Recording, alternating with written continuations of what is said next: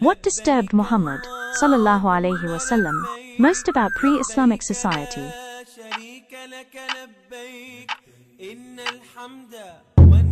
Idol worship. How often did Muhammad sallallahu alaihi wasallam retreat to cave Hira?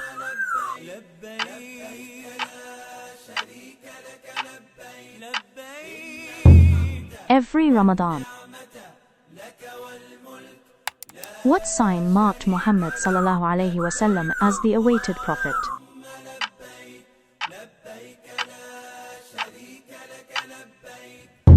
The seal between his shoulders.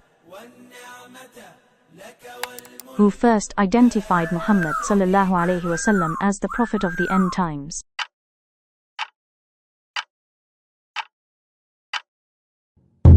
Bahira the monk.